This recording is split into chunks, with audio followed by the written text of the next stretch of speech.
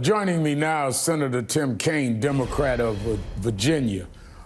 Senator, you have said that the U.S. should do everything it can to bring Russian President Vladimir Putin up on war crime charges at the International Criminal Court.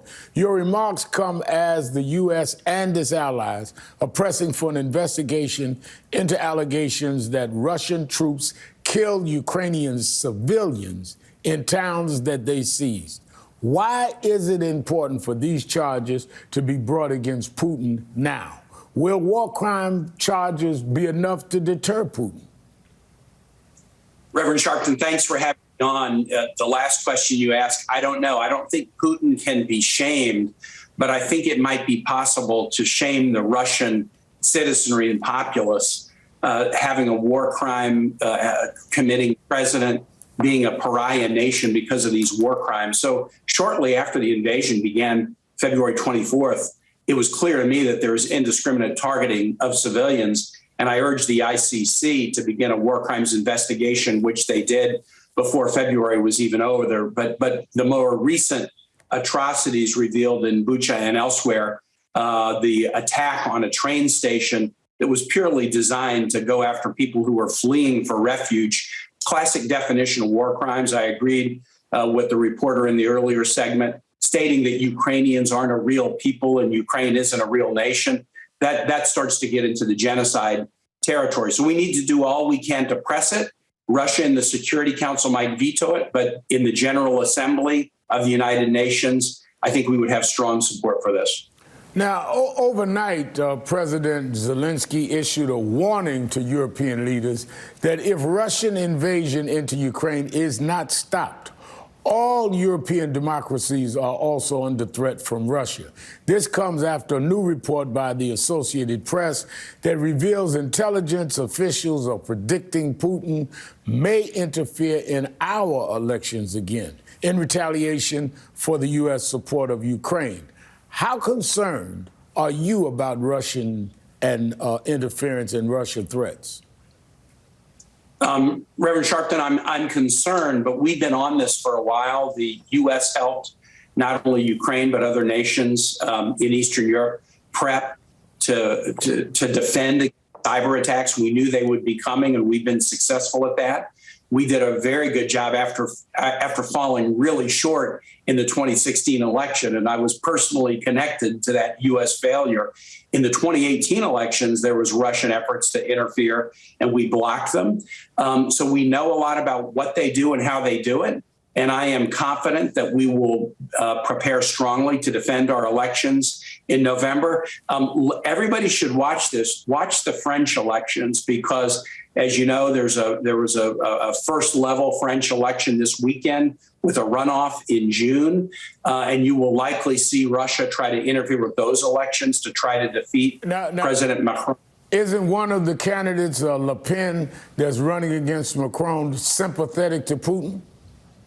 Putin and the Russians would likely look at her as a far preferable choice to President Macron, who has tried to stand up against Russian aggression and be a bit of a peacemaker. And so we need to watch what Russia does in France and then expect that they'll try to do the same thing in the U.S., likely opposing, Democrats. Frankly, they're going to work against anybody who is on Joe Biden's team and do anything they can to impose chaos. Obviously, we've got congressional Republicans, not all, but some, who are still carrying Vladimir Putin's water for him, voting against, for example, a resolution praising NATO in the House just about 10 days ago.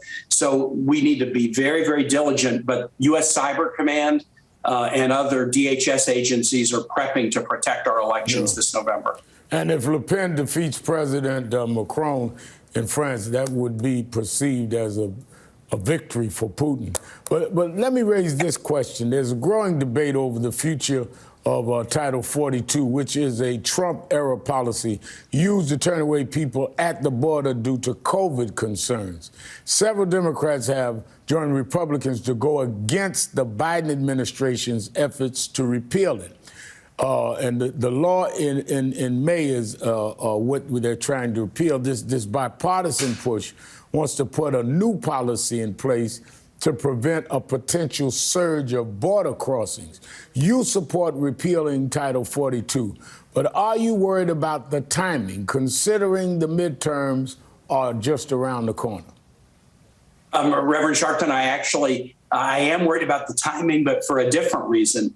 We need to get rid of Title 42. It's a temporary measure that was blocking people's ability to seek normal processing for their asylum claims. The timing I'm worried about is when is the right time to drop Title 42? I think the good news is there's a consensus we need to drop it. We just need to drop it when the public health emergency is over. So here's the issue. The Biden administration has said it should be dropped on May 23rd. Right. The Biden administration separately has also said new asylum procedures will be put in place on May 31. So there's some kind of questions about timing, like which should come first.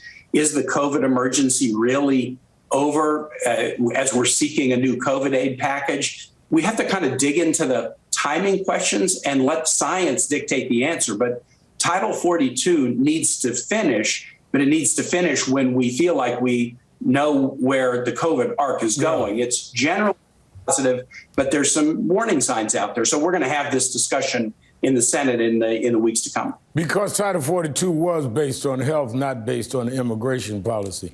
Let me go to this. This week, Justice designate Ketanji Brown Jackson was confirmed. Thursday's 53-47 vote represented the culmination of a 6-week process that was sometimes heated, but in the end, some Republicans did cross party lines and vote for her historic confirmation.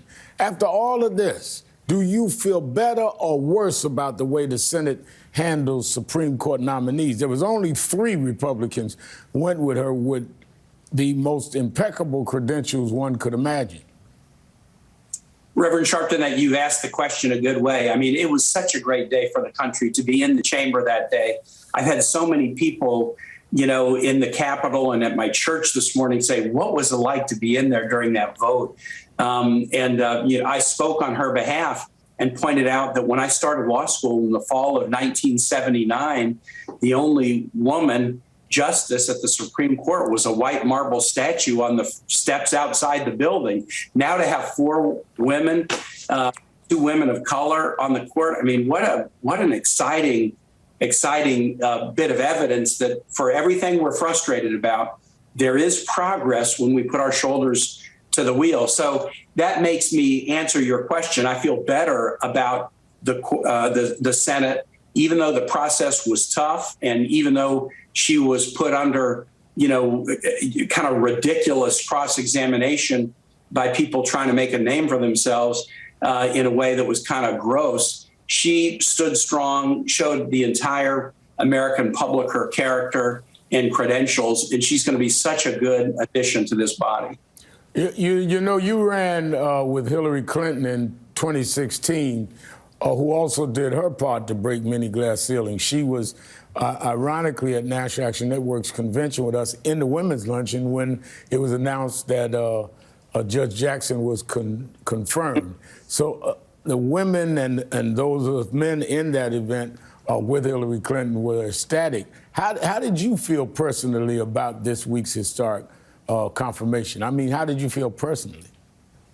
Reverend Sharpton, I mean, as you know, I was a civil rights lawyer for 18 years before I got into politics in the capital of the Confederacy, Richmond, Virginia.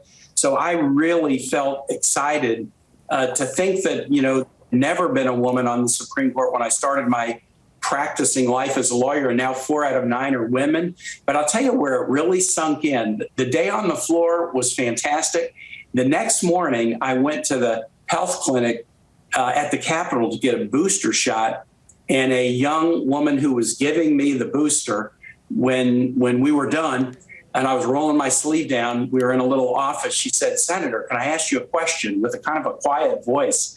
And I wondered, well, like, what's up? And I said, sure. And she said, what was it like to be in the chamber when you created from Judge Ketanji Brown Jackson, Justice Jackson? It was a young African-American woman who was really moved, who had watched it on TV, but she wanted me to describe what it was to be there in person. And it made me realize sometimes those of us who do the work, even at a historic moment, we can kind of take it for granted because we do it. What it has meant to people outside the Capitol has really, really touched me. No, it was one of those moments that you'll never forget. Thank you, Senator Tim Kaine, for joining me.